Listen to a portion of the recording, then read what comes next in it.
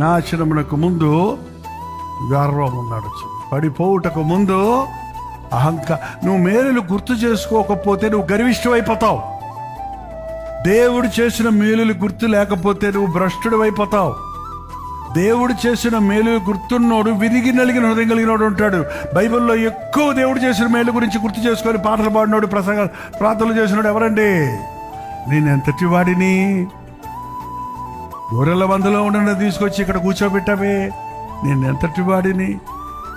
ఏంటండి, దావీదు తగ్గించుకొని దేవుణ్ణి చేసిన మేలు గుర్తు చేసుకున్నాడు. ఎంత గొప్ప చక్రవర్తి అయినా సరే దేవదారు మానులతో ఉన్నప్పటికీ తన దీన స్థితిని మరవలేదు.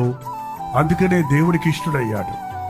మనం ఎంత ఎక్కువగా దేవుడు చేసిన మేళ్ళు గుర్తు చేసుకుంటామో మనం మనుషుల పట్ల కృతజ్ఞత కలిగి ఉంటాం. మన కుటుంబం పట్ల, మన భార్య పట్ల, మన భర్త పట్ల, మన బిడ్డల పట్ల, మన తల్లిదండ్రుల పట్ల, మన స్నేహితుల పట్ల, మనకు దైవజనుల పట్ల, దేవుని కార్యాల పట్ల కృతజ్ఞత కలిగి ఉంటాం. దేవుని మీద, దేవుని ఎడల కృతజ్ఞత కలిగి ఉంటాం. అది ఎప్పుడైతే మర్చిపోతామో, గతము నువ్వు ఎప్పుడైతే మర్చిపోతావో, నీ స్థితి, ఏ గుంటలో నుంచి ఎత్తబడ్డావో, ఏ రాతిలో నుంచి చెక్కబడ్డావో మర్చిపోతే, నేను వజ్రం అయిపోయాను కదా అని మిడిసిపాటు పడితే ఏంటంటే నువ్వు మట్టివే.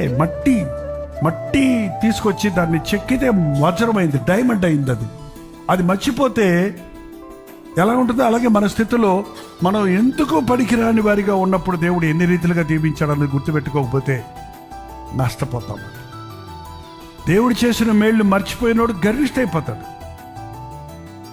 నా బలము, నా శక్తి, నా జ్ఞానము, నా సంపాదన నాది, నేను అనేవాడు దేవుని స్థానాన్ని దొంగిలిస్తున్నాడు. దేవుడు అటువంటి వారిని ఎదిరిస్తున్నాడు. దీనులకు ఆయన కృప చూపిస్తున్నాడు.